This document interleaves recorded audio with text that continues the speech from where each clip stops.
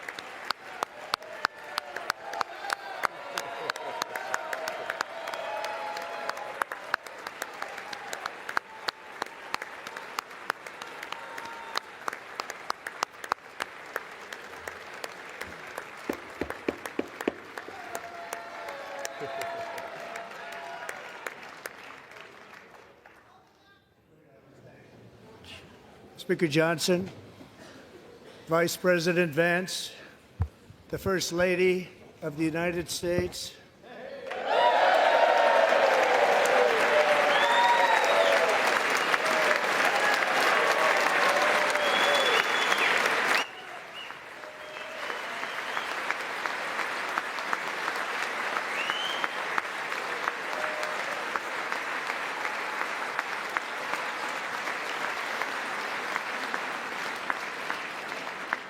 members of the United States Congress, thank you very much, and to my fellow citizens, America is back.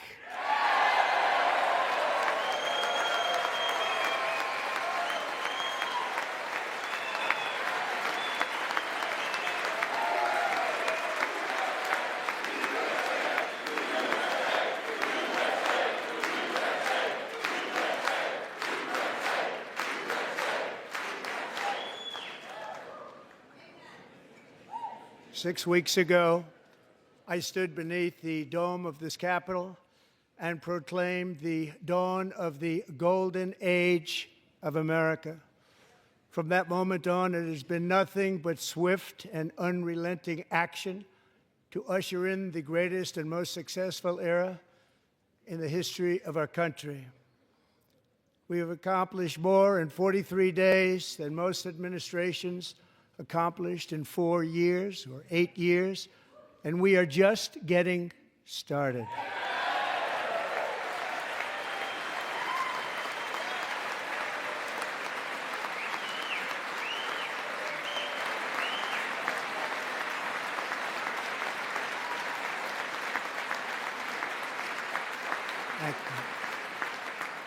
I return to this chamber tonight to report that America's momentum is back, our spirit is back, our pride is back, our confidence is back, and the American dream is surging bigger and better than ever before.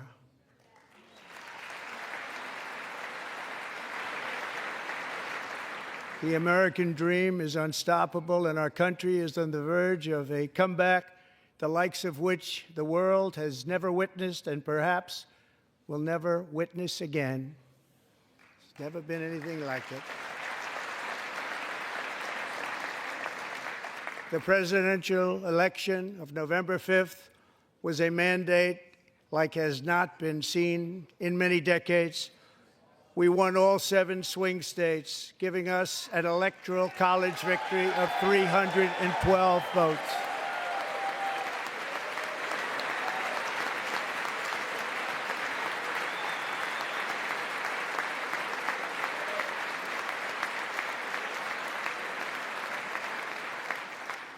We won the popular vote by big numbers and won counties in our country.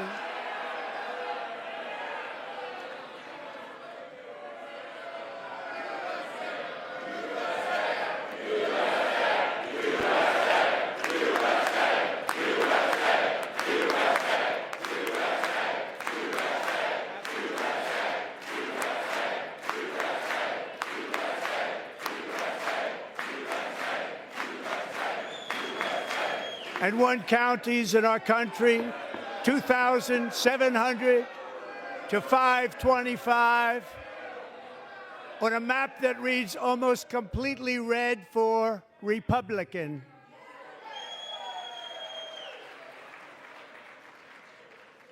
Now, for the first time in modern history, more Americans believe that our country is headed in the right direction than the wrong direction. In fact, it's an astonishing record, 27-point swing, the most ever.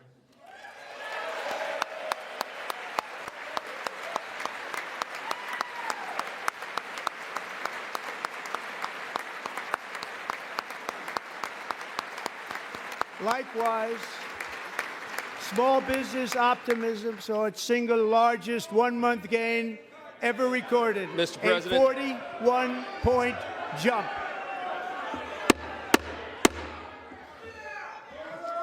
Members are directed to uphold and maintain decorum in the House and to cease any further disruptions. That's your warning.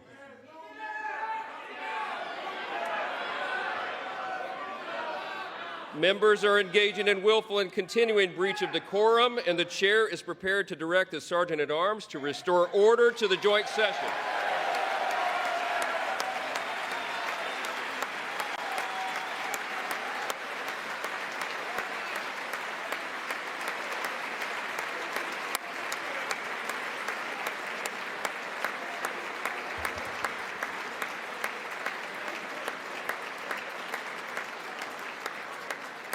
Mr. Green, take your seat. Take your seat, sir. Take your seat. Finding that members continue to engage in willful and concerted disruption of proper decorum, the chair now directs the Sergeant-at-Arms to restore order. Remove this gentleman from the chamber.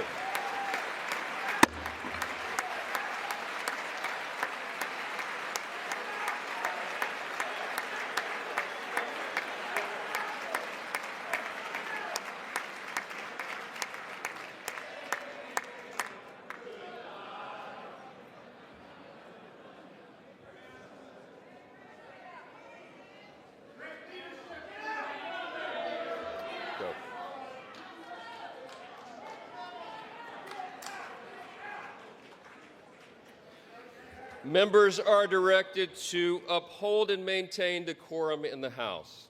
Mr. President, you continue. Thank you. Over the past 6 weeks, I have signed nearly 100 executive orders and taken more than 400 executive actions, a record, to restore common sense, safety, optimism, and wealth all across our wonderful land. The people elected me to do the job, and I'm doing it.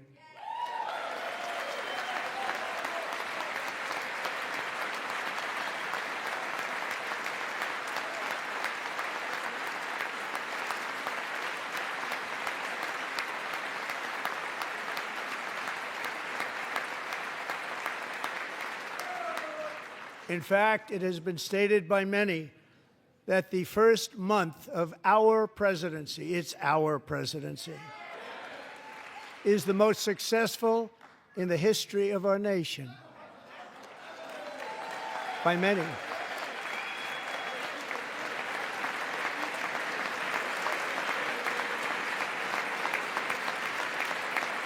And what makes it even more impressive is that, do you know who number 2 is? George Washington. How about that? How about that? I don't know about that list, but we'll take it.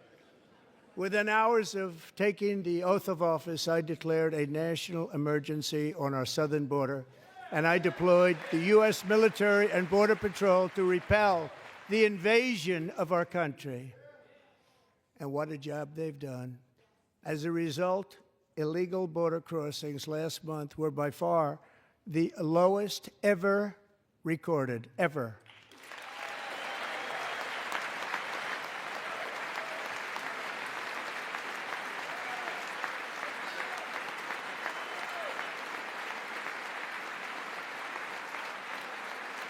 They heard my words and they chose not to come. Much easier that way. In comparison, under Joe Biden, the worst president in American history, there were hundreds of thousands of illegal crossings a month, and virtually all of them, including murderers, drug dealers, gang members, and people from mental institutions and insane asylums, were released into our country. Who would want to do that? This is my 5th such speech to Congress. And once again, I look at the Democrats in front of me, and I realize there is absolutely nothing I can say to make them happy or to make them stand or smile or applaud. Nothing I can do. I could find a cure to the most devastating disease, a disease that would wipe out entire nations, or announce the answers to the greatest economy in history, or the stoppage of crime to the lowest levels ever recorded.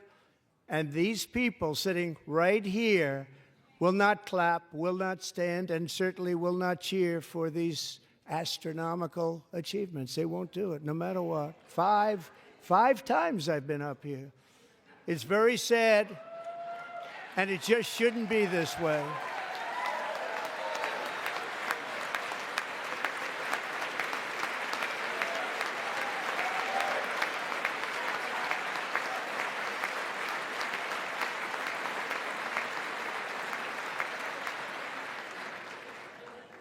So Democrats sitting before me, for just this one night, why not join us in celebrating so many incredible wins for America?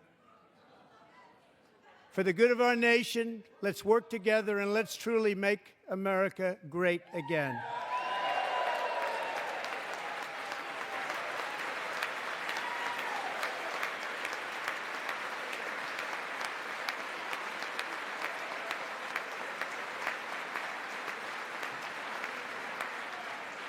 Every day, my administration is fighting to deliver the change America needs to bring a future that America deserves, and we're doing it.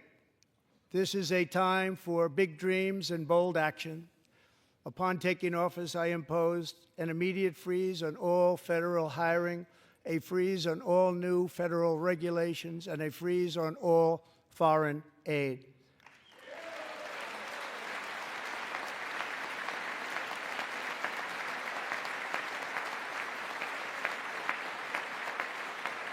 I terminated the ridiculous Green New Scam. I withdrew from the unfair Paris Climate Accord, which was costing us trillions of dollars that other countries were not paying. I withdrew from the corrupt World Health Organization.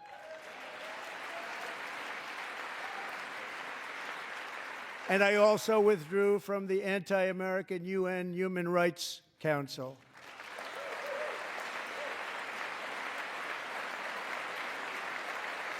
We ended all of Biden's environmental restrictions that were making our country far less safe and totally unaffordable. And importantly, we ended the last administration's insane electric vehicle mandate, saving our auto workers and companies from economic destruction.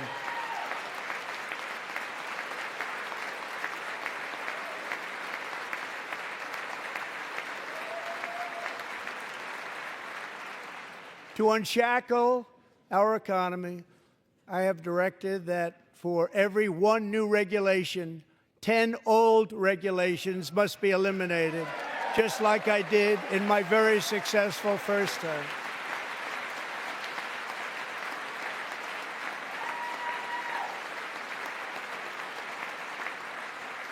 And in that first term, we set records on ending unnecessary rules and regulations like no other president had done before. We ordered all federal workers to return to the office. They will either show up for work in person or be removed from their job.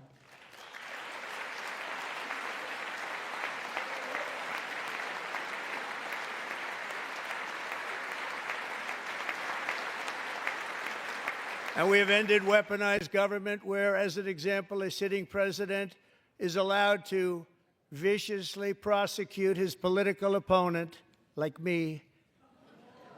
How did that work out? Not too good. Not too good.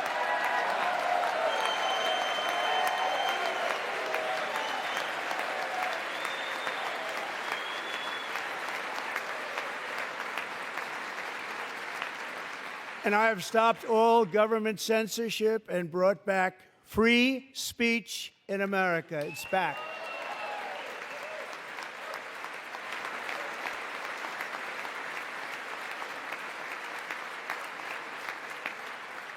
And 2 days ago, I signed an order making English the official language of the United States of America.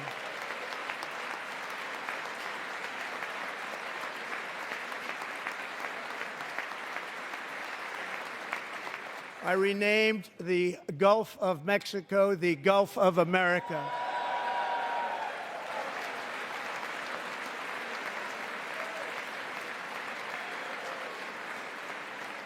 And likewise, I renamed, for a great president, William McKinley, Mount McKinley again. Beautiful Alaska. We love Alaska. We've ended the tyranny of so-called diversity, equity, and inclusion policies all across the entire federal government and, indeed, the private sector and our military. and our country will be woke no longer.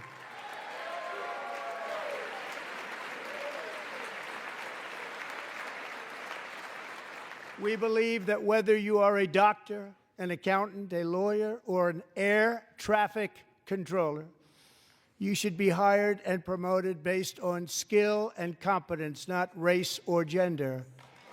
Very important.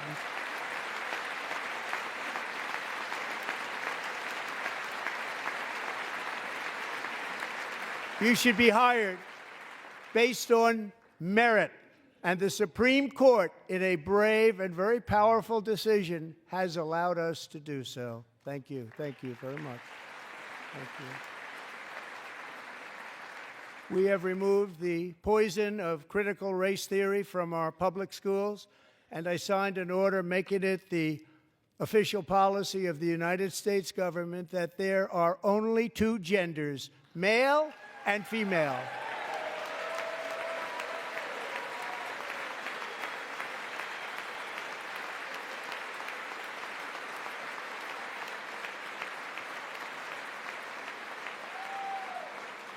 I also signed an executive order to ban men from playing in women's sports.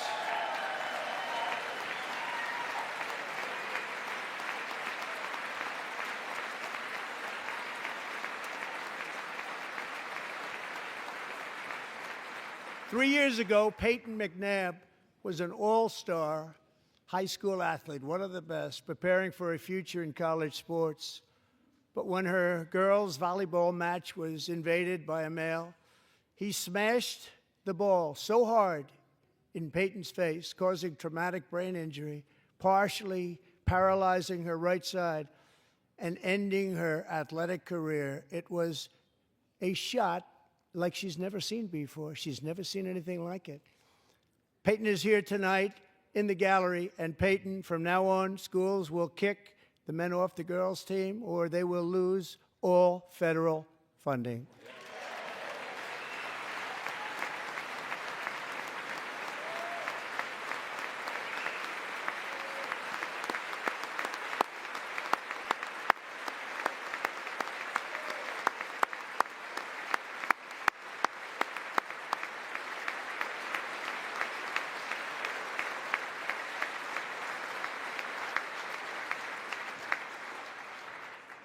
And if you really want to see numbers, just take a look at what happened in the women's boxing, weightlifting, track and field, swimming, or cycling, where a male recently finished a long-distance race 5 hours and 14 minutes ahead of a woman for a new record by 5 hours.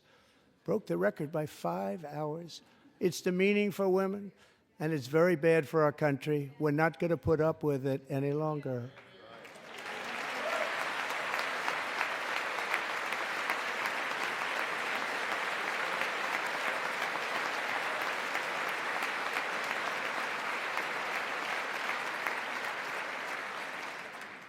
What I have just described is only a small fraction of the common sense revolution that is now, because of us, sweeping the entire world. Common sense has become a common theme, and we will never go back. Never. Never going to let that happen. Among my very highest priorities is to rescue our economy and get dramatic and immediate relief to working families. As you know, we inherited from the last administration an economic catastrophe and an inflation nightmare. Their policies drove up energy prices, pushed up grocery costs, and drove the necessities of life out of reach for millions and millions of Americans. They've never had anything like it. We suffered the worst inflation in 48 years, but perhaps even in the history of our country. They're not sure. As president, I'm fighting every day to reverse this damage and make America affordable again.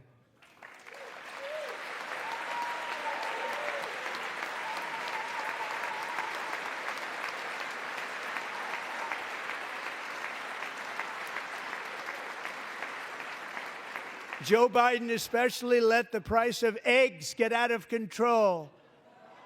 The egg price is out of control, and we're working hard to get it back down. Secretary, do a good job on that. You inherited a total mess from the previous administration. Do a good job.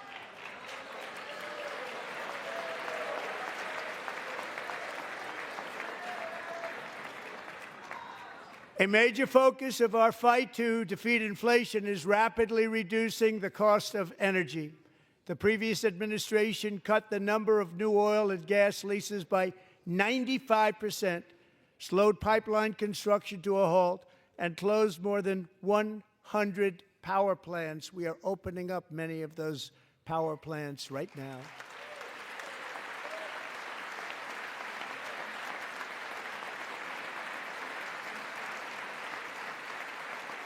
And frankly, we have never seen anything like it. That's why on my first day in office, I declared a national energy emergency.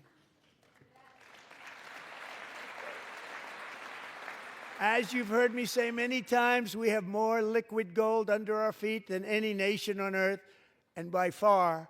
And now I fully authorize the most talented team ever assembled to go and get it. It's called Drill, Baby, Drill.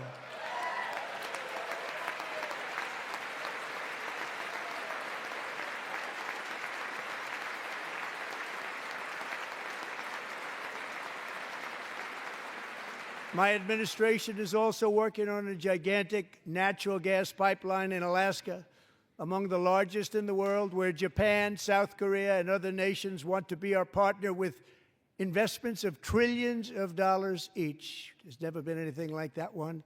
It will be truly spectacular. It's all set to go. The permitting is gotten. And later this week, I will also take historic action to dramatically expand production of critical minerals and rare earths here in the USA.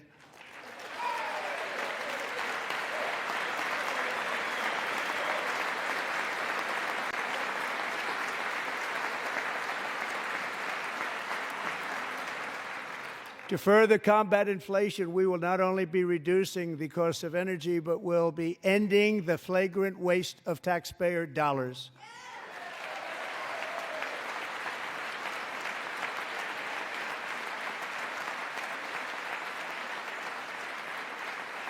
And to that end, I have created the brand new Department of Government Efficiency, DOGE. Perhaps you've heard of it. Perhaps.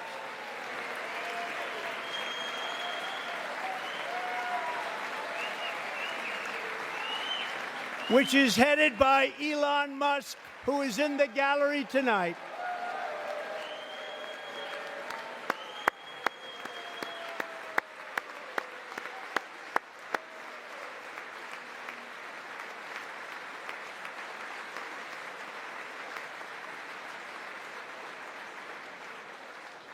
Thank you, Elon. He's working very hard. He didn't need this. He didn't need this. Thank you very much. We appreciate it. Everybody here, even this side, appreciates it, I believe. They just don't want to admit that. Just listen to some of the appalling waste we have already identified. $22 billion from HHS to provide free housing and cars for illegal aliens. $45 million for diversity, equity, and inclusion scholarships in Burma. $40 million to improve the social and economic inclusion of sedentary migrants. Nobody knows what that is. $8 million to promote LGBTQI+ in the African nation of Lesotho, which nobody has ever heard of. $60 million for indigenous peoples and Afro-Colombian empowerment in Central America. $60 million. $8 million for making mice transgender. This is real. $32 million for a left-wing propaganda operation in Moldova. $10 million for male circumcision in Mozambique. $20 million for the Arab Sesame Street in the Middle East. It's a program, $20 million for a program. $1.9 billion to recently created Decarbonization of Homes Committee, headed up, and we know she's involved. Just at the last moment, the money was passed over by a woman named Stacey Abrams. Have you ever heard of her? A $3.5 million consulting contract for lavish fish monitoring. $1.5 million for voter confidence in Liberia. $14 million for social cohesion in Mali. $59 million for illegal alien hotel rooms in New York City. He's a real estate developer. He's done very well. $250,000 to increase vegan local climate action innovation in Zambia. $42 million for social and behavior change in Uganda. $14 million for improving public procurement in Serbia. $47 million for improving learning outcomes in Asia. Asia's doing very well with learning. I don't know what we're doing. We should use it ourselves. And $101 million for DEI contracts at the Department of Education. The most ever paid, nothing even like it. Under the Trump administration, all of these scams, and they're far worse, but I didn't think it was appropriate to talk about them. They're so bad. Many more have been found out and exposed and swiftly terminated by a group of very intelligent, mostly young people, headed up by Elon, and we appreciate it. We found hundreds of billions of dollars of fraud.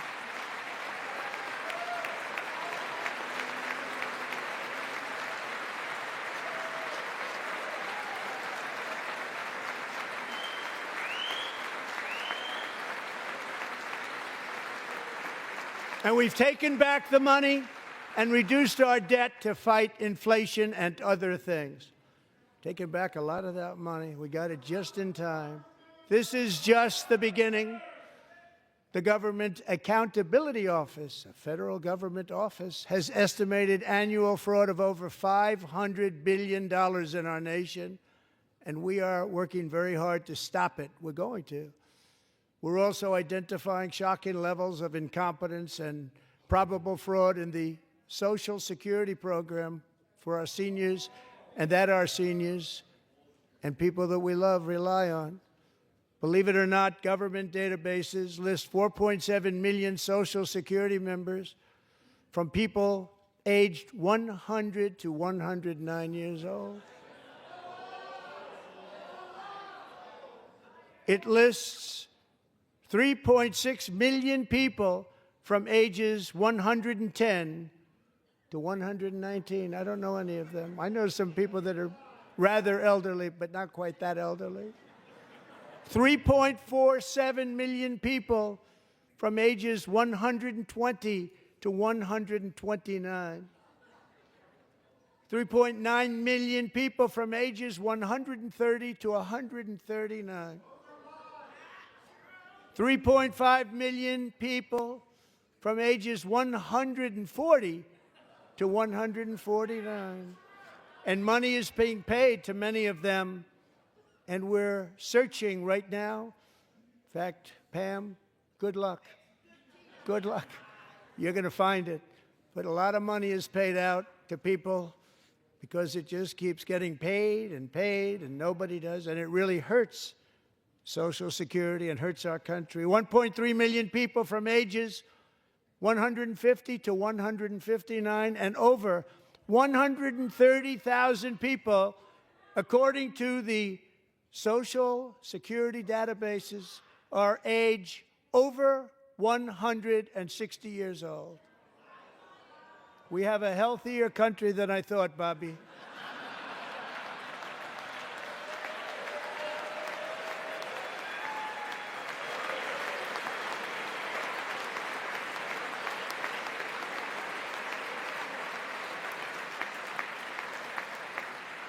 Including, to finish, 1,039 people between the ages of 220 and 229 one person between the age of 240 and 249, and one person is listed at 360 years of age.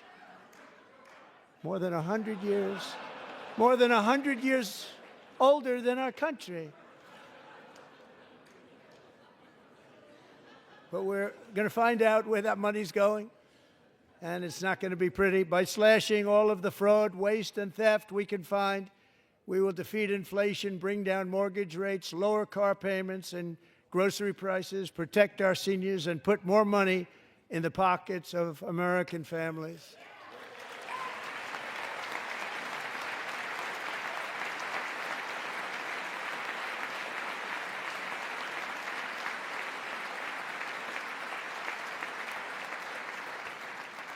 And today, interest rates took a beautiful drop, big, beautiful drop. It's about time.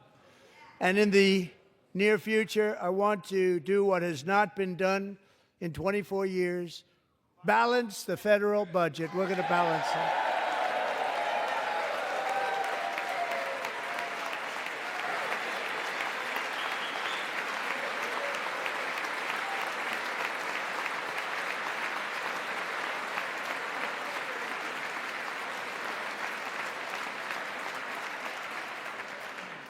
With that goal in mind, we have developed in great detail what we are calling the Gold Card, which goes on sale very, very soon. For $5 million, we will allow the most successful job-creating people from all over the world to buy a path to U.S. citizenship. It's like the green card, but better and more sophisticated. And these people will have to pay tax in our country. They won't have to pay tax from where they came. The money that they've made, you wouldn't want to do that, but they have to pay tax, create jobs. They'll also be taking people out of colleges and paying for them so that we can keep them in our country instead of having them being forced out. Number one, at the top school, as an example, being forced out and not being allowed to stay and create tremendous numbers of jobs and great success for a company out there. So while we take out the criminals, killers, traffickers, and child predators who are allowed to enter our country under the open border policy of these people, the Democrats, the Biden administration, the open border insane policies that you've allowed to destroy our country, we will now bring in brilliant, hardworking, job-creating people. They're going to pay a lot of money, and we're going to reduce our debt with that money.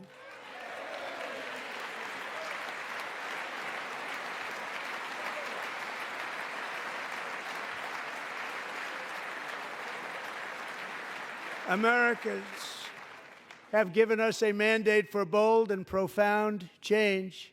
For nearly 100 years, the federal bureaucracy has grown until it has crushed our freedoms, ballooned our deficits, and held back America's potential in every possible way. The nation founded by pioneers and risk-takers now drowns under millions and millions of pages of regulations and debt.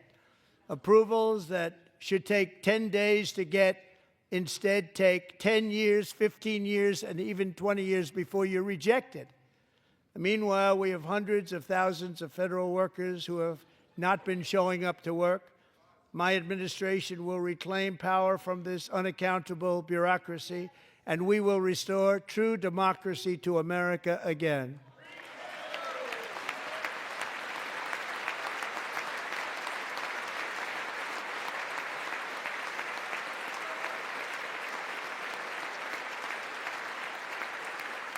And any federal bureaucrat who resists this change will be removed from office immediately. Because we are draining the swamp. It's very simple. And the days of rule by unelected bureaucrats are over.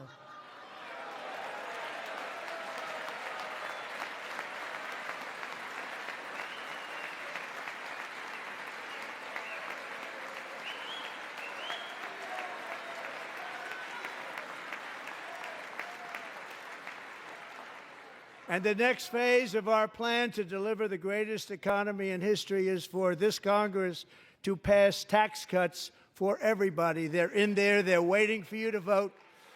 And I'm sure that the people on my right, I don't mean the Republican right, but my right here, I'm sure you're going to vote for those tax cuts, because otherwise I don't believe the people will ever vote you into office. So I'm doing you a big favor by telling you that.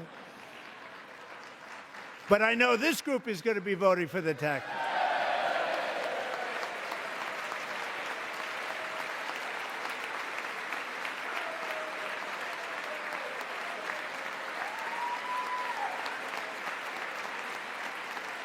Thank you. It's a very, very big part of our plan. We had tremendous success in our first term with it. A very big part of our plan. We're seeking permanent income tax cuts all across the board. And to get urgently needed relief to Americans hit especially hard by inflation, I'm calling for no tax on tips, no tax on overtime, and no tax on Social Security benefits for our great seniors.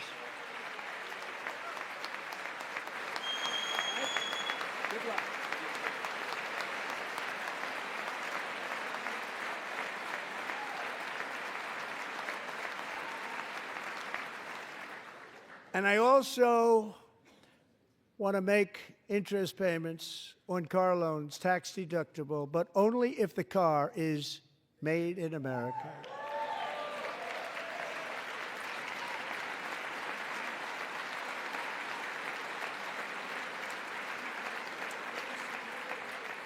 And by the way, we're going to have growth in the auto industry like nobody's ever seen. Plants are opening up all over the place. Deals are being made. Never seen. That's a combination of the election win and tariffs. It's a beautiful word, isn't it? That, along with our other policies, will allow our auto industry to absolutely boom. It's going to boom. Spoke to the majors today, all three, the top people, and they're so excited. In fact, already numerous car companies have announced that they will be building massive automobile plants in America, with Honda just announcing a new plant in Indiana, one of the largest anywhere in the world.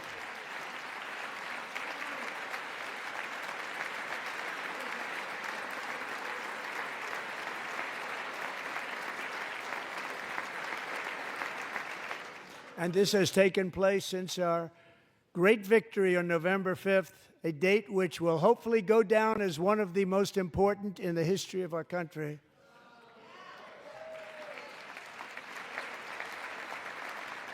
In addition, as part of our tax cuts, we want to cut taxes on domestic production and all manufacturing. And just as we did before, we will provide 100% expensing. It will be retroactive to January 20th, 2025. And it was one of the main reasons why our tax cuts were so successful in our first term, giving us the most successful economy in the history of our country. First term. We had a great first term.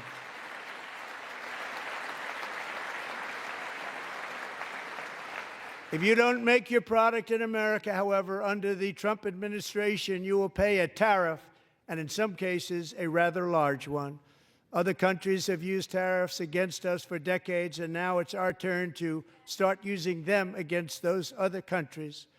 On average, the European Union, China, Brazil, India, Mexico, and Canada, have you heard of them? And countless other nations charge us tremendously higher tariffs than we charge them. It's very unfair. India charges us auto tariffs higher than 100%. China's average tariff on our products is twice what we charge them. And South Korea's average tariff is 4 times higher. Think of that, 4 times higher. And we give so much help militarily and in so many other ways to South Korea. But that's what happens. This is happening by friend and foe. This system is not fair to the United States and never was. And so on April 2nd, I wanted to make it April 1st, but I didn't want to be accused of April Fool's Day. That's not, just one day cost us a lot of money. But we're going to do it in April. I'm a very superstitious person. April 2nd, reciprocal tariffs kick in. And whatever they tariff us, other countries, we will tariff them. That's reciprocal, back and forth. Whatever they tax us, we will tax them. If they do non-monetary tariffs to keep us out of their market, then we will do non-monetary barriers to keep them out of our market. There's a lot of that, too. They don't even allow us in their market. We will take in trillions and trillions of dollars and create jobs like we have never seen before. I did it with China, and I did it with others, and the Biden administration couldn't do anything about it because there was so much money they couldn't do anything about it. We have been ripped off for decades by nearly every country on earth, and we will not let that happen any longer.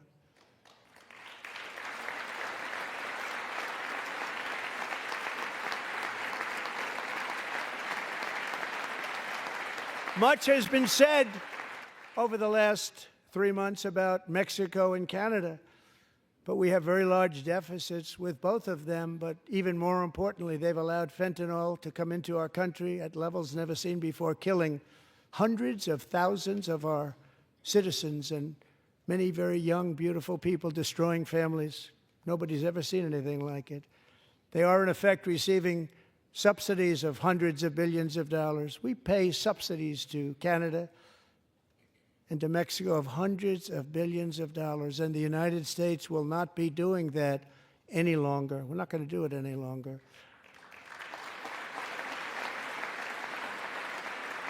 Thanks to our America First policies we're putting into place, we have had $1.7 trillion of new investment in America in just the past few weeks. The combination of the election and our economic policies that people of SoftBank, one of the most brilliant anywhere in the world, announced a $200 billion investment. OpenAI and Oracle, Larry Ellison, announced $500 billion investment, which they wouldn't have done if Kamala had won. Apple announced $500 billion investment. Tim Cook called me. He said, I cannot spend it fast enough. It's going to be much higher than that, I believe. They'll be building their plants here instead of in China. And just yesterday, Taiwan Semiconductor, the biggest in the world, most powerful in the world, has a tremendous amount, 97% of the market, announced a $165 billion investment to build the most powerful chips on earth right here in the USA.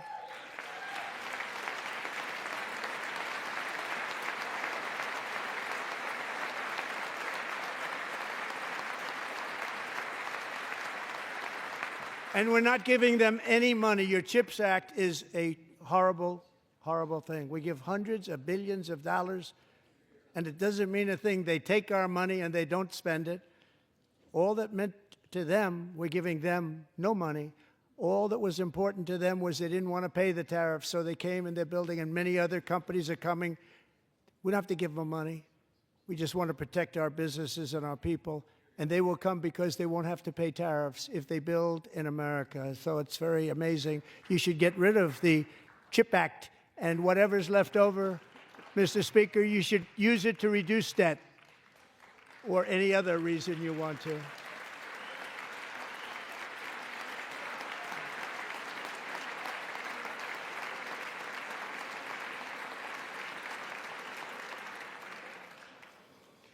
Our new trade policy will also be great for the American farmer. I love the farmer,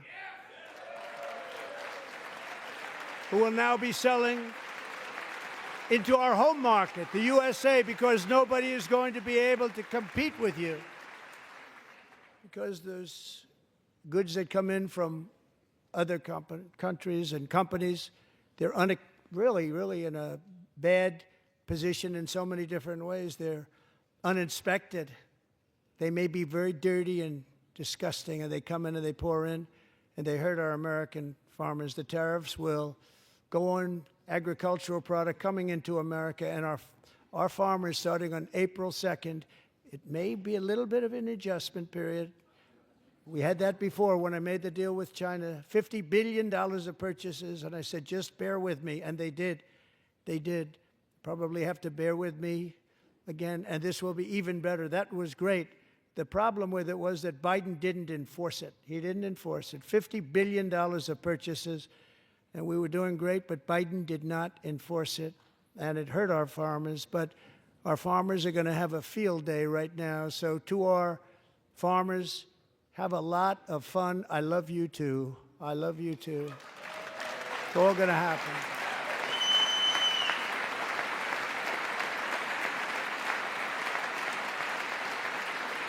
And I have also imposed a 25% tariff on foreign aluminum, copper, lumber, and steel, because if we don't have, as an example, steel and lots of other things, we don't have a military, and frankly, we just won't have a country very long. Here today is a proud American steelworker, fantastic person from Decatur, Alabama, Jeff Denard. Has been working at the same steel plant for 27 years in a job that has allowed him to serve as the captain of his local volunteer fire department, raise 7 children with his beautiful wife, Nicole, and over the years provide a loving home for more than 40 foster children.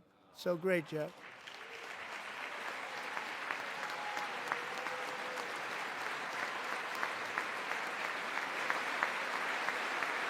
Thank you, Jeff. Thank you, Jeff.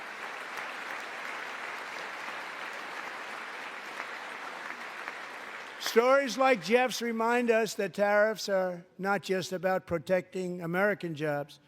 They're about protecting the soul of our country.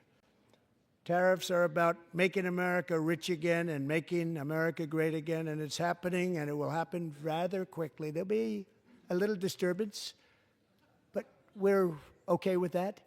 It won't be much. No, you're not. Oh. And look where Biden took us, very low, the lowest we've ever been. Jeff, I want to thank you very much. And I also want to recognize another person who has devoted herself to foster care community. She works so hard on it. A very loving person, our magnificent First Lady of the United States.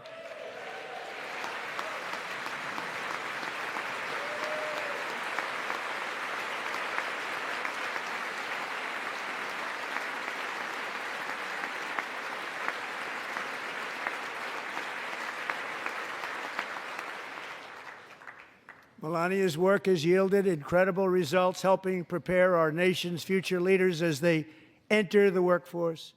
Our First Lady is joined by 2 impressive young women, very impressive.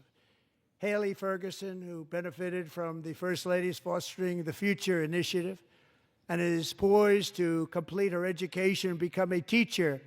And Elliston Berry, who became a victim of an illicit deepfake image produced by a peer. With Elliston's help, the Senate just passed the Take It Down Act, and this is so important. Thank you very much, John. John Thune, thank you. Stand up, John. Thank you, John.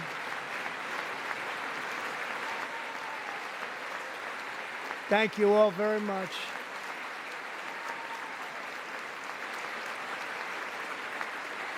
Thank you.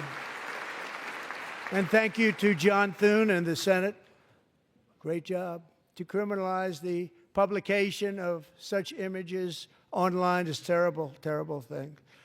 And once it passes the House, I look forward to signing that bill into law. Thank you. And I'm going to use that bill for myself, too, if you don't mind. Because nobody gets treated worse than I do online. Nobody. That's great. Thank you very much to the Senate. Thank you. But if we truly care about protecting Americans' children, no step is more crucial than securing America's borders. Over the past 4 years, 21 million people poured into the United States. Many of them were murderers, human traffickers, gang members, and other criminals from the streets of dangerous cities all throughout the world. Because of Joe Biden's insane and very dangerous open border policies, they are now strongly embedded in our country, but we are getting them out and getting them out fast.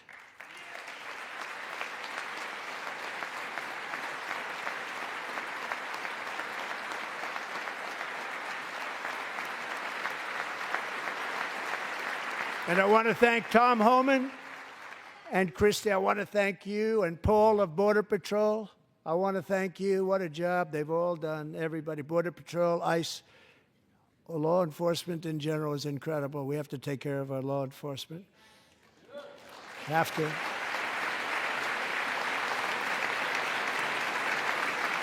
Last year,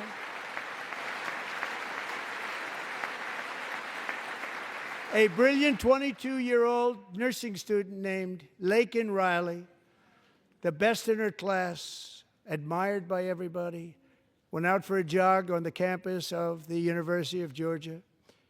That morning, Laken was viciously attacked, assaulted, beaten, brutalized, and horrifically murdered.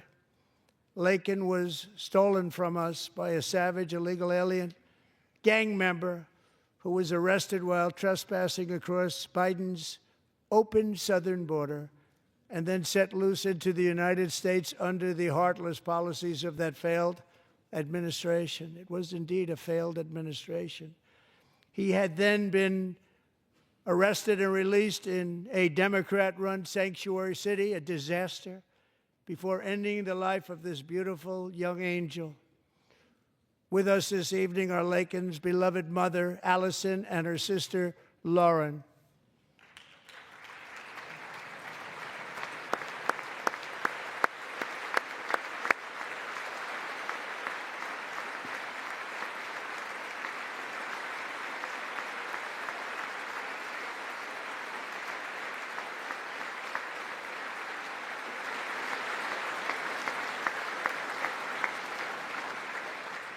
Last year, I told Laken's grieving parents that we would ensure their daughter would not have died in vain. That's why the very first bill I signed into law as your 47th president mandates the detention of all dangerous criminal aliens who threaten public safety.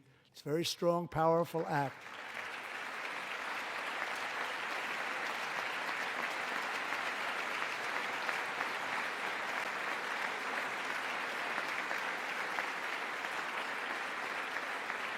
It's called the Laken-Riley Act. So Allison and Lauren, America will never, ever forget our beautiful Laken Hope Riley.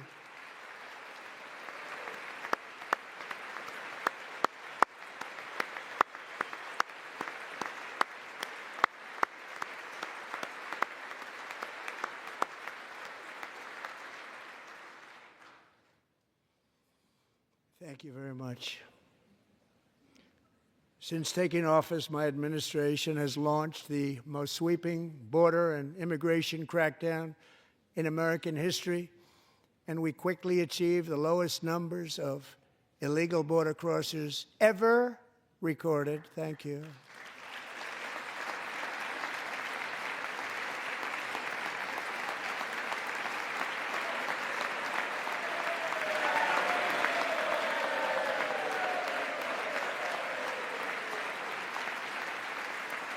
The media and our friends in the Democrat Party kept saying we needed new legislation, we must have legislation to secure the border. But it turned out that all we really needed was a new president.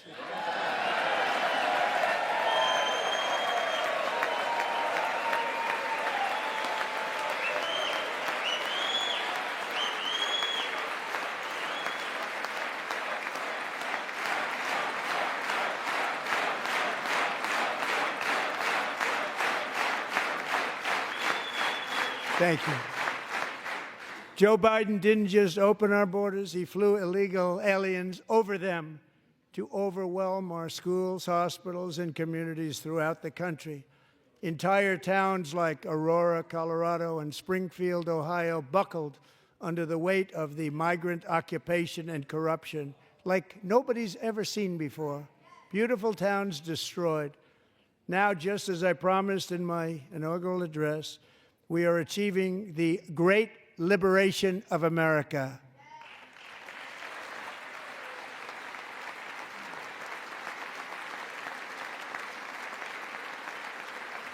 But there still is much work to be done. Here tonight is a woman I have gotten to know Alexis Nungary from Houston. Wonderful woman. Last June, Alexis's 12-year-old daughter, her precious Jocelyn, walked to a nearby convenience store. She was kidnapped, tied up, assaulted for 2 hours under a bridge, and horrifically murdered. Arrested and charged with this heinous crime are 2 illegal alien monsters from Venezuela, released into America by the last administration through their ridiculous open border. The death of this beautiful 12-year-old girl and the agony of her mother and family touched our entire nation greatly. Alexis, I promised that we would always remember your daughter, your magnificent daughter, and earlier tonight I signed an order keeping my word to you. One thing I have learned about Jocelyn is that she loved animals so much. She loved nature.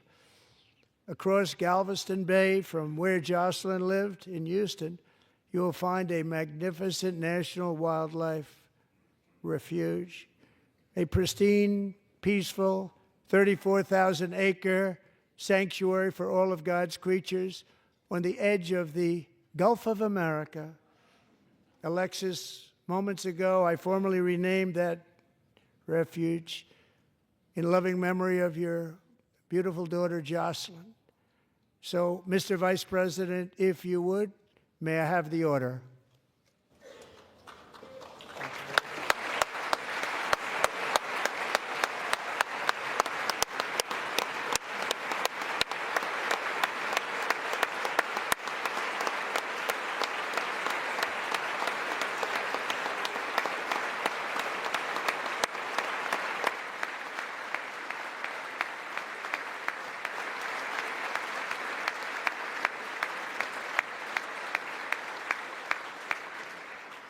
Thank you very much.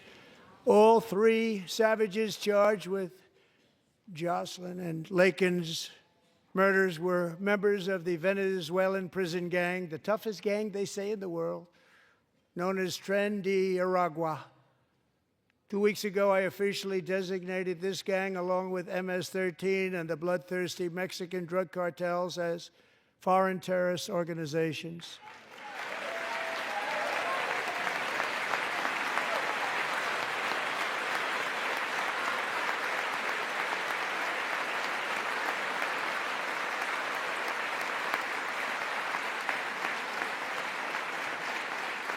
They are now officially in the same category as ISIS, and that's not good for them. Countless thousands of these terrorists were welcomed into the U.S. by the Biden administration. But now every last one will be rounded up and forcibly removed from our country, or, if they're too dangerous, put in jails, standing trial in this country, because we don't want them to come back ever. With us this evening is a warrior on the front lines of that battle, Border Patrol Agent Roberto Ortiz. Great guy.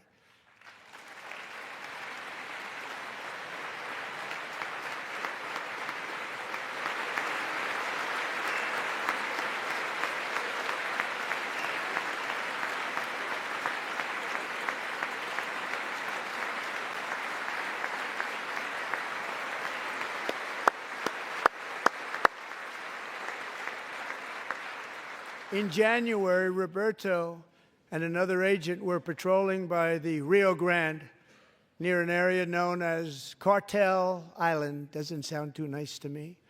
When heavily armed gunmen started shooting at them, Roberto saw that his partner was totally exposed, at great danger, and he leapt into action, returning fire and providing crucial seconds for his fellow agent to seek safety, just barely.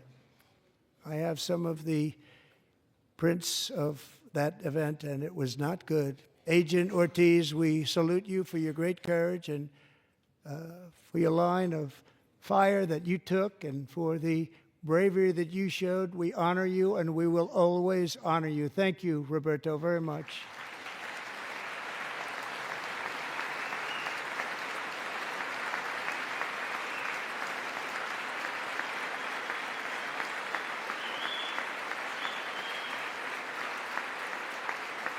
Thank you, Roberta. And I actually got to know him on my many calls to the border. He's a great, great gentleman. The territory to the immediate south of our border is now dominated entirely by criminal cartels that murder, rape, torture, and exercise total control. They have total control over a whole nation, posing a grave threat to our national security.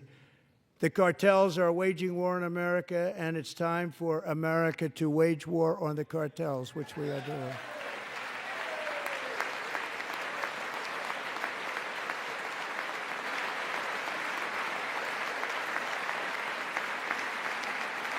Five nights ago, Mexican authorities, because of our tariff policies being imposed on them, think of this, handed over to us 29 of the biggest cartel leaders in their country. That has never happened before. They want to make us happy. First time ever. But we need Mexico and Canada to do much more than they've done, and they have to stop the fentanyl and drugs pouring into the USA. They're going to stop it. I have sent Congress a detailed funding request laying out exactly how we will eliminate these threats to protect our homeland and complete the largest deportation operation in American history, larger even than current record holder, President Dwight D. Eisenhower, a moderate man, but someone who believed very strongly in borders. Americans expect Congress to send me this funding without delay so I can sign it into law. So, Mr. Speaker, John Thune, both of you, I hope you're going to be able to do that, Mr. Speaker. Thank you. Mr. Leader, thank you. Thank you very much. And let's get it to me. I'll sign it so fast, you won't even believe it.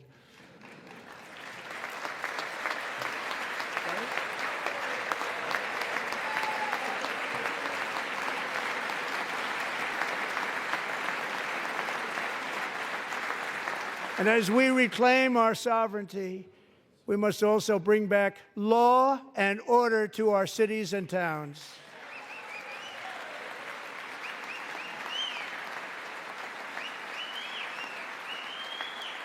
In recent years, our justice system has been turned upside down by radical left lunatics.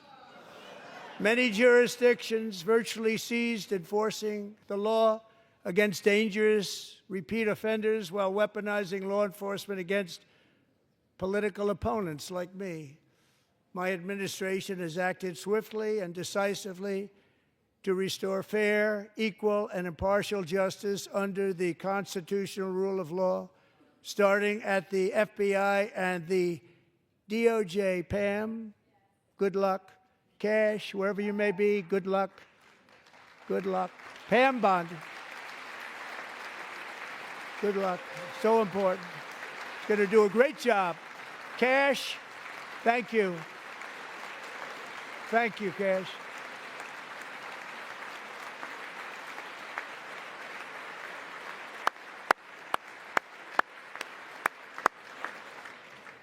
They've already started very strong. They're going to do a fantastic job. You're going to be very proud of them. We're also once again giving our police officers the support, protection, and respect they so dearly deserve. They have to get it. They have such a hard, dangerous job, but we're going to make it less dangerous. The problem is the bad guys don't respect the law, but they're starting to respect it, and they soon will respect it. This also includes our great fire departments throughout the country. Our firemen and women are unbelievable people, and we'll never forget them. And besides that, they voted for me in record numbers, so I have no choice.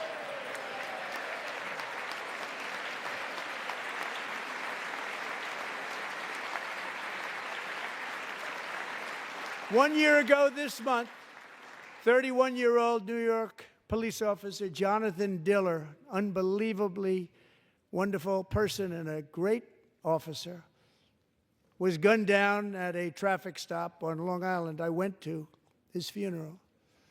The vicious criminal charged with his murder had 21 prior arrests, and they were rough arrests, too. He was a real bad one.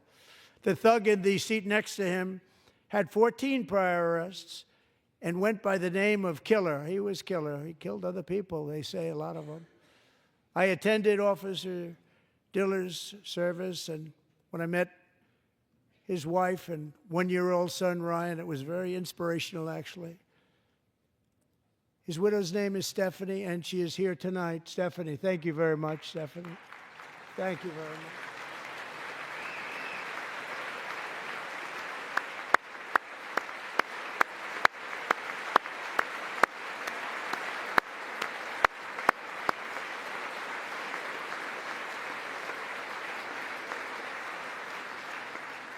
Stephanie, we're going to make sure that Ryan knows his dad was a true hero, New York's finest, and we're going to get these cold-blooded killers and repeat offenders off our streets, so we're going to do it fast. Got to stop it. They get out with 28 arrests. They push people into subway trains. They hit people over the head, back of the head with baseball bats. We got to get them out of here. I've already signed an executive order requiring a mandatory death penalty for anyone who murders a police officer, and tonight I'm asking Congress to pass that policy into permanent law.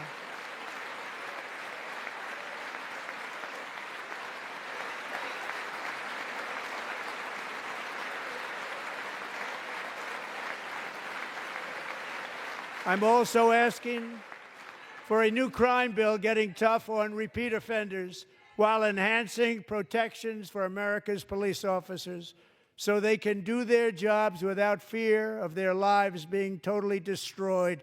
They don't want to be killed. We're not going to let them be killed. Joining us in the gallery tonight is a young man who truly loves our police. His name is DJ Daniel. He is 13 years old, and he has always dreamed of becoming a police officer.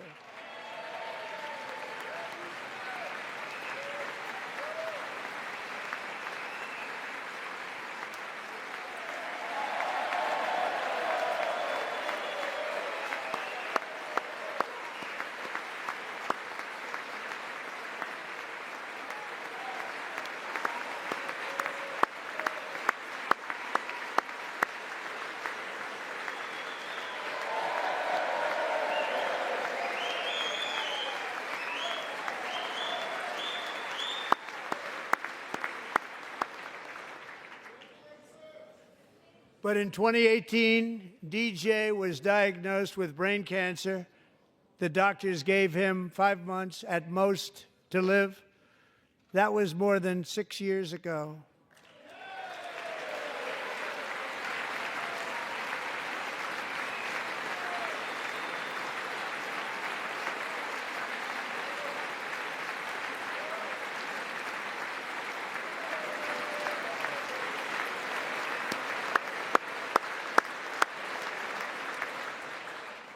Since that time, DJ and his dad have been on a quest to make his dream come true, and DJ has been sworn in as an honorary law enforcement officer, actually a number of times. The police love him, the police departments love him. And tonight, DJ, we're going to do you the biggest honor of them all. I am asking our new Secret Service Director, Sean Curran, to officially make you an agent of the United States Secret Service.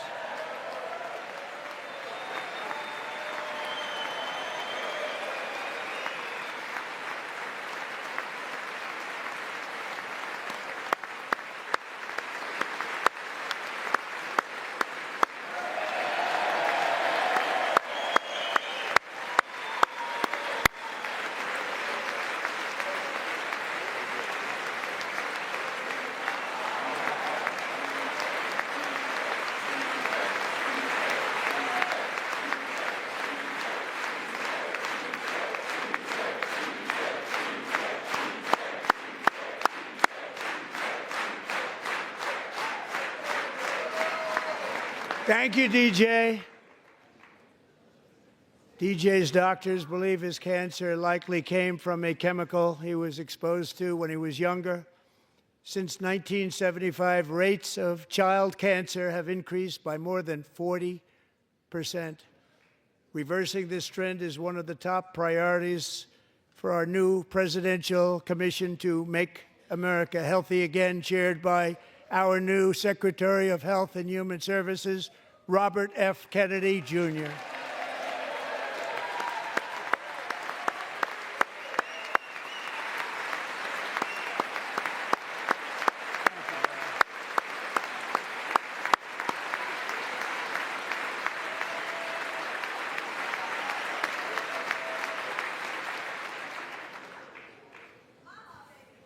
With the name Kennedy, you would have thought everybody over here would have been cheering. How quickly they forget. Our goal is to get toxins out of our environment, poisons out of our food supply, and keep our children healthy and strong. As an example, not long ago, and you can't even believe these numbers, 1 in 10,000 children had autism, 1 in 10,000. And now it's 1 in 36. There's something wrong. 1 in 36. Think of that. So we're going to find out what it is, and there's nobody better than Bobby and all of the people that are working with you. You have the best to figure out what is going on. Okay, Bobby? Good luck. It's a very important job. Thank you. Go get him.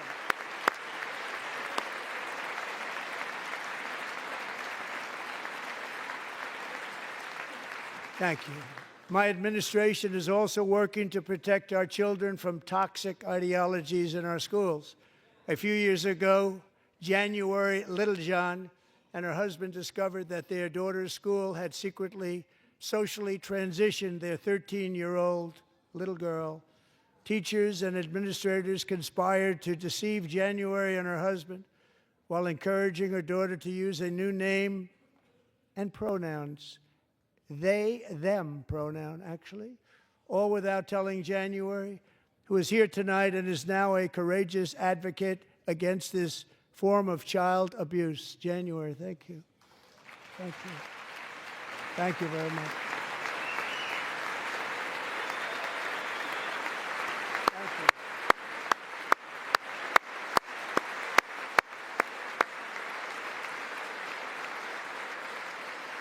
Thank you. Stories like this are why, shortly after taking office, I signed an executive order banning public schools from indoctrinating our children with transgender ideology.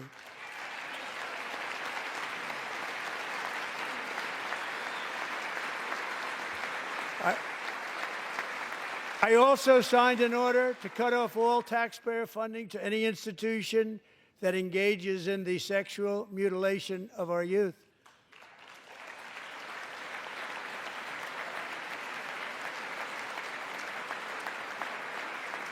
And now I want Congress to pass a bill permanently banning and criminalizing sex changes on children and forever ending the lie that any child is trapped in the wrong body. This is a big lie.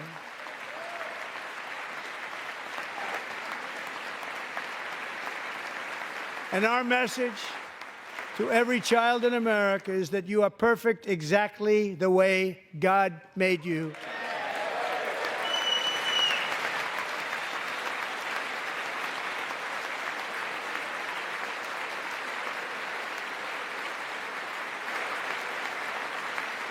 Because we're getting wokeness out of our schools and out of our military, and it's already out, and it's out of our society. We don't want it. Wokeness is trouble. Wokeness is bad. It's gone. It's gone. And we feel so much better for it, don't we? Don't we feel better? Our service members won't be activists and ideologues. They will be fighters and warriors. They will fight for our country. And Pete, congratulations. Secretary of Defense, congratulations.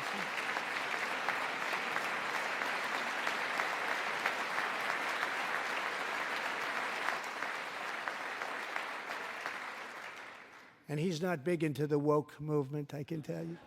I know him well. I am pleased to report that in January, the U.S. Army had its single best recruiting month in 15 years, and that all armed services are having among the best recruiting results ever in the history of our services. What a difference.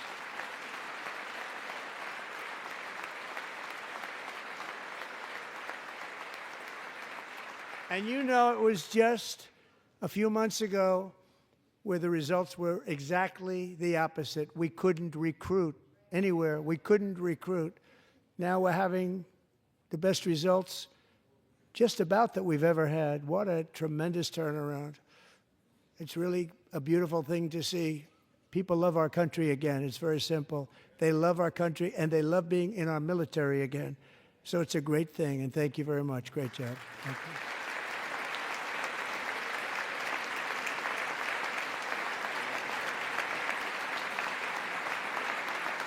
We're joined tonight by a young man, Jason Hartley, who knows the weight of that call of duty. Jason's father, grandfather, and great-grandfather all wore the uniform. Jason tragically lost his dad, who was also a Los Angeles County Sheriff's deputy when he was just a boy, and now he wants to carry on the family legacy of service. Jason is a senior in high school, a six-letter varsity athlete, a really good athlete, they say, a brilliant student with a 4.46, that's good, GPA. And his greatest dream is to attend the U.S. Military Academy at West Point.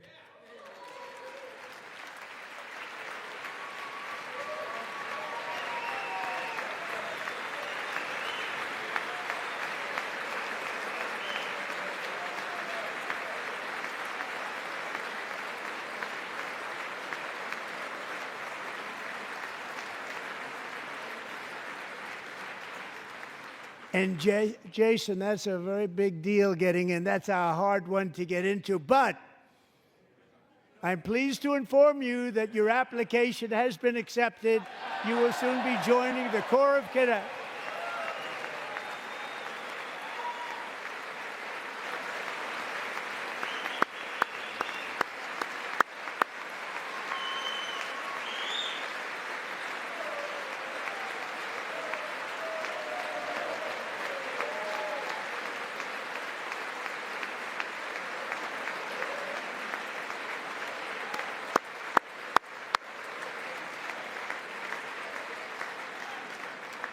Thank you. Jason, you're going to be on the long gray line, Jason. As Commander-in-Chief, my focus is on building the most powerful military of the future. As a first step, I'm asking Congress to fund a state-of-the-art Golden Dome missile defense shield to protect our homeland, all made in the USA.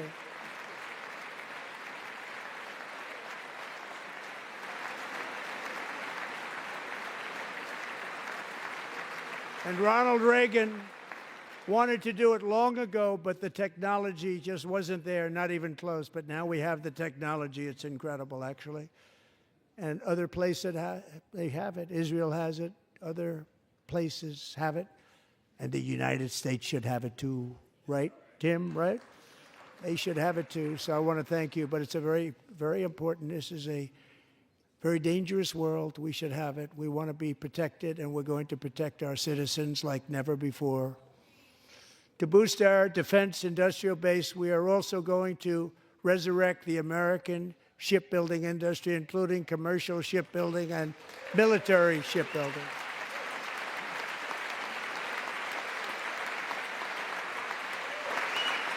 And for that purpose, I am announcing tonight that we will create a new Office of Shipbuilding in the White House and offer special tax incentives to bring this industry home to America where it belongs. We used to make so many ships. We don't make them anymore very much, but we're going to make them very fast, very soon. It will have a huge impact. To further enhance our national security, my administration will be reclaiming the Panama Canal, and we've already started doing it.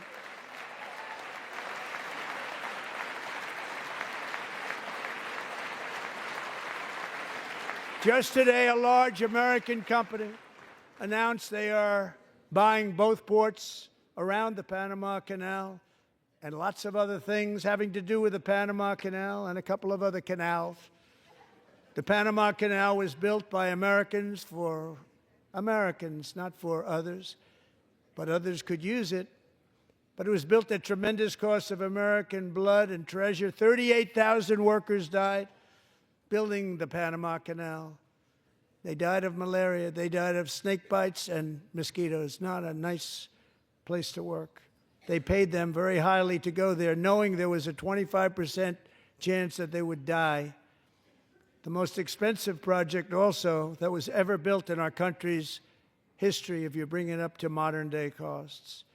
It was given away by the Carter administration for $1, but that agreement has been violated very severely. We didn't give it to China. We gave it to Panama, and we're taking it back.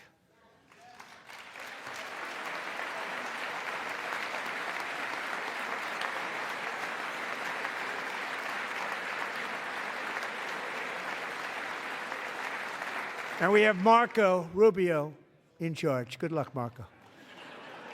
Now, we know who to blame if anything goes wrong. Marco's been amazing, and he's going to do a great job. Think of it. He got 100 votes. You know, he was approved with actually 99, but the 100th was this gentleman, and I feel very certain. So let's assume he got 100 votes. And I'm either very, very happy about that or I'm very concerned about it. But he's already proven. I mean, he's a great gentleman. He's respected by everybody, and we appreciate you voting for Marco.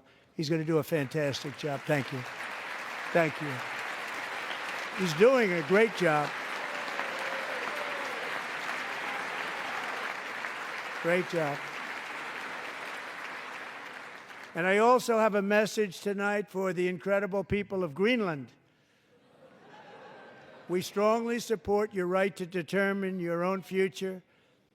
And if you choose, we welcome you into the United States of America. We need Greenland for national security and even international security, and we're working with everybody involved to try and get it. But we need it really for international world security, and I think we're going to get it. One way or the other, we're going to get it. We will keep you safe. We will make you rich, and together we will take Greenland to heights like you have never thought possible before. It's a very small population, but very, very large piece of land and very, very important for military security. America is once again standing strong against the forces of radical Islamic terrorism. 3.5 years ago, ISIS terrorists killed 13 American service members and countless others in the Abbey Gate bombing during the disastrous and incompetent withdrawal from Afghanistan. Not that they were withdrawing, it was the way they withdrew. Perhaps the most embarrassing moment in the history of our country. Tonight, I am pleased to announce that we have just apprehended the top terrorist responsible for that atrocity, and he is right now on his way here to face the swift sword of American justice.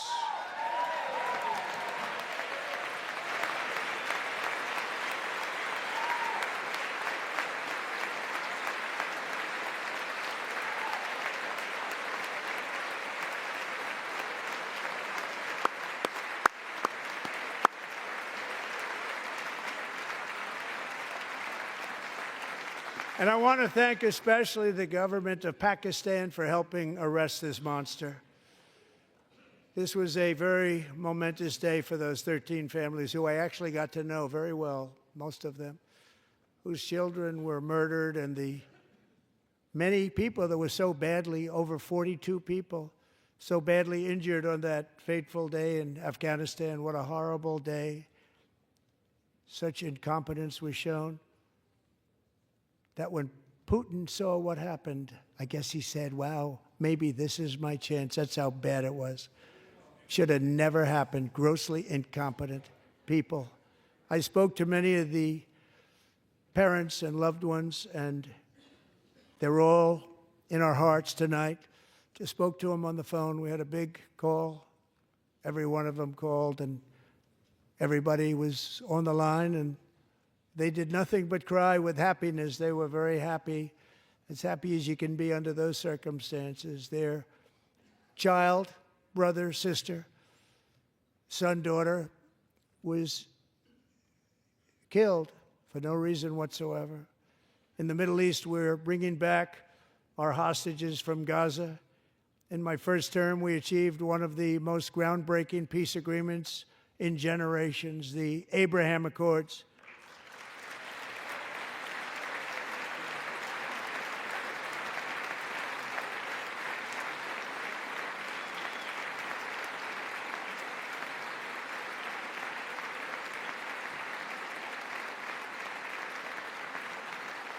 And now we're going to build on that foundation to create a more peaceful and prosperous future for the entire region. A lot of things are happening in the Middle East. People have been talking about that so much lately with everything going on with Ukraine and Russia. But a lot of things are happening in the Middle East. It's a rough neighborhood, actually. I'm also working tirelessly to end the savage conflict in Ukraine. Millions of Ukrainians and Russians have been needlessly killed or wounded in this horrific and brutal conflict with no end in sight. The United States has sent hundreds of billions of dollars to support Ukraine's defense with no security, with no anything.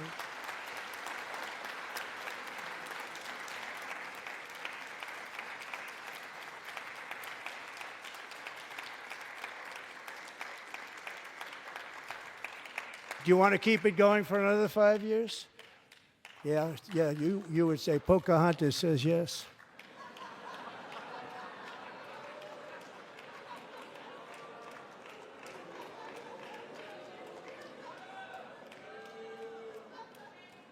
$2,000 people are being killed every single week. More than that. They're Russian young people. They're Ukrainian young people. They're not Americans. But I want it to stop. Meanwhile, Europe has sadly spent more money buying Russian oil and gas than they have spent on defending Ukraine, by far. Think of that. They've spent more buying Russian oil and gas than they have defending. And we've spent perhaps $350 billion, like taking candy from a baby. That's what happened. And they've spent $100 billion. What a difference that is. And we have an ocean separating us, and they don't. But we're getting along very well with them, and lots of good things are happening. Biden has authorized more money in this fight than Europe has spent by billions and billions of dollars. It's hard to believe that they wouldn't have stopped it and said at some point, come on, let's equalize. You got to be equal to us. But that didn't happen. Earlier today, I received an important letter from President Zelensky of Ukraine. The letter reads, Ukraine is ready to come to the negotiating table as soon as possible to bring lasting peace closer. Nobody wants peace more than the Ukrainians, he said. My team and I stand ready to work under President Trump's strong leadership to get a peace that lasts. We do really value how much America has done to help Ukraine maintain its sovereignty and independence. Regarding the agreement on minerals and security, Ukraine is ready to sign it at any time that is convenient for you. I appreciate that he sent this letter, just got it a little while ago. Simultaneously, we've had serious discussions with Russia and have received strong signals that they are ready for peace. Wouldn't that be beautiful? Wouldn't that be beautiful?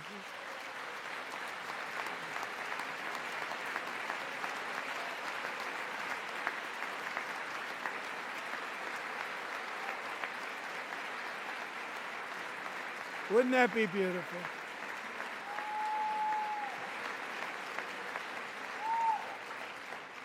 It's time to stop this madness. It's time to halt the killing. It's time to end this senseless war. If you want to end wars, you have to talk to both sides. Nearly 4 years ago, amid rising tensions, a history teacher named Mark Fogel was detained in Russia and sentenced to 14 years in a penal colony. Rough stuff. The previous administration barely lifted a finger to help him. They knew he was innocent, but they had no idea where to begin. But last summer, I promised his 95-year-old mother, Malphine, that we would bring her boy safely back home. After 22 days in office, I did just that, and they are here tonight.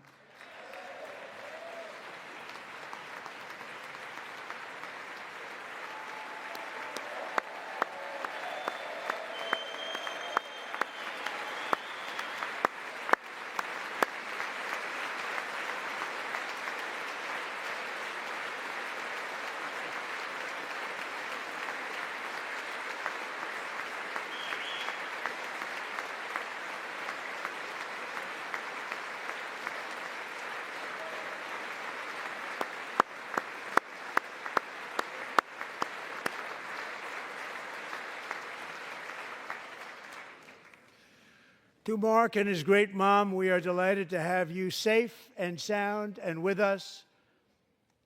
As fate would have it, Mark Fogel was born in a small rural town in Butler, Pennsylvania. Have you heard of it? Where his mother has lived for the past 78 years. I just happened to go there last July 13th for a rally. That was not pleasant.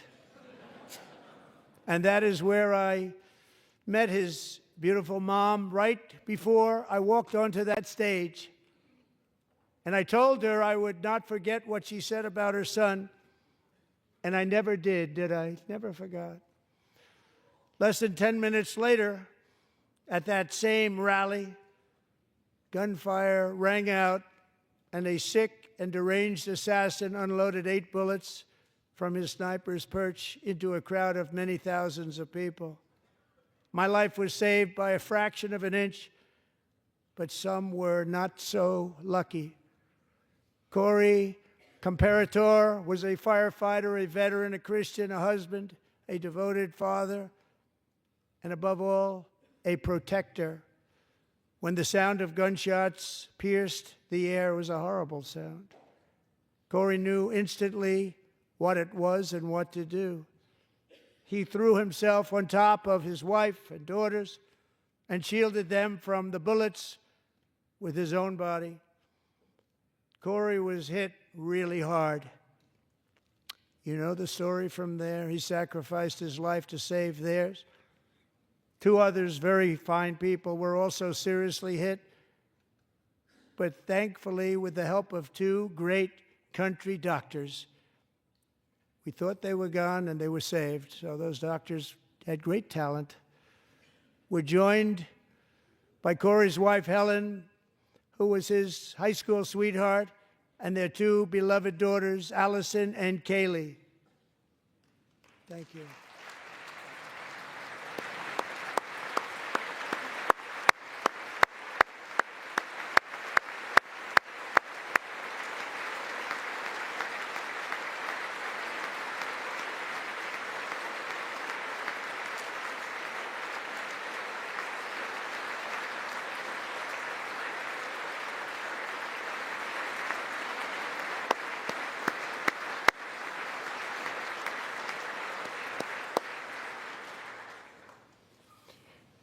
To Helen, Allison, and Kaylee, Corey is looking down on his 3 beautiful ladies right now, and he is cheering you on. He loves you. He is cheering you on. Corey was taken from us much too soon, but his destiny was to leave us all with a shining example of the selfless devotion of a true American patriot. It was love like Corey's that built our country, and it's love like Corey's that is going to make our country more majestic than ever before. I believe that my life was saved that day in Butler for a very good reason. I was saved by God to make America great again. I believe that. Thank you. Thank you.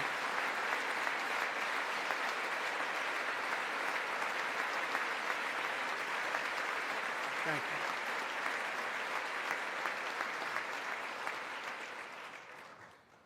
Thank you very much. From the patriots of Lexington and Concord to the heroes of Gettysburg and Normandy, from the warriors who crossed the Delaware to the trailblazers who climbed the Rockies, and from the legends who soared at Kitty Hawk to the astronauts who touched the moon, Americans have always been the people who defied all odds, transcended all dangers, made the most extraordinary sacrifices, and did whatever it took to defend our children, our country, and our freedom.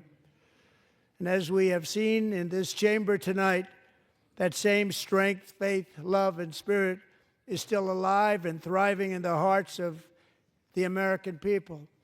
Despite the best efforts of those who would try to censor us, silence us, break us, destroy us, Americans are today a proud, free, sovereign, and independent nation that will always be free, and we will fight for it till death. We will never let anything happen to our beloved country, because we are a country of doers, dreamers, fighters, and survivors. Our ancestors crossed a vast ocean, strode into the unknown wilderness, and carved their fortunes from the rock and soil of a perilous and very dangerous frontier. They chased our destiny across a boundless continent. They built the railroads, laid the highways, and graced the world with American marvels like the Empire State Building, the mighty Hoover Dam, and the towering Golden Gate Bridge.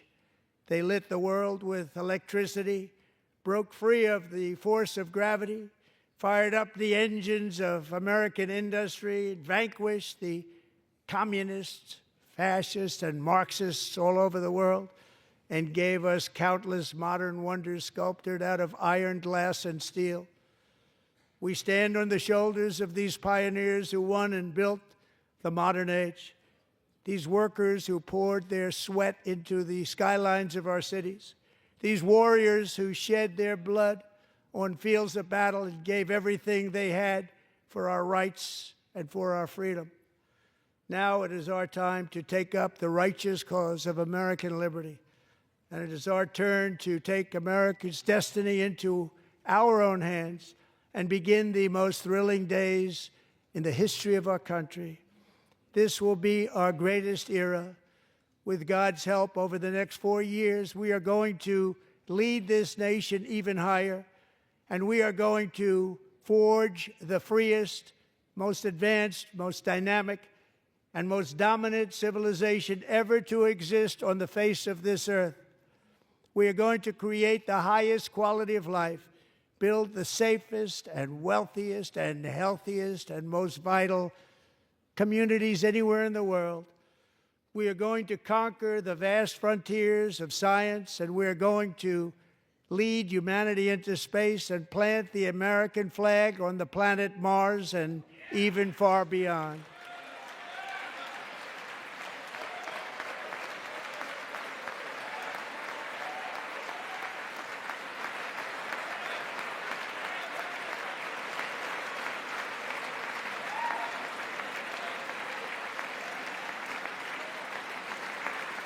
And through it all, we are going to rediscover the unstoppable power of the American spirit. And we are going to renew unlimited promise of the American dream. Every single day, we will stand up and we will fight, fight, fight for the country our citizens believe in and for the country our people deserve.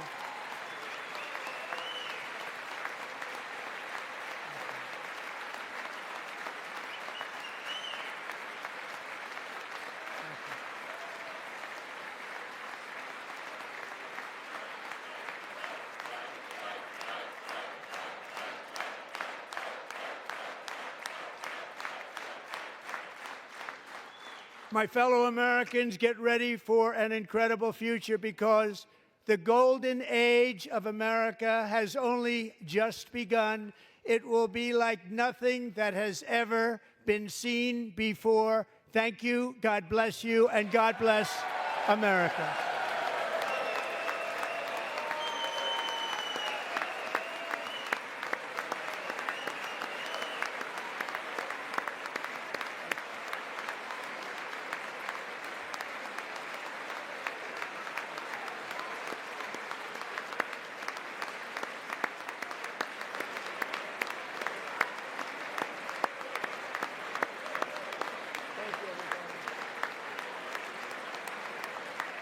Thank you.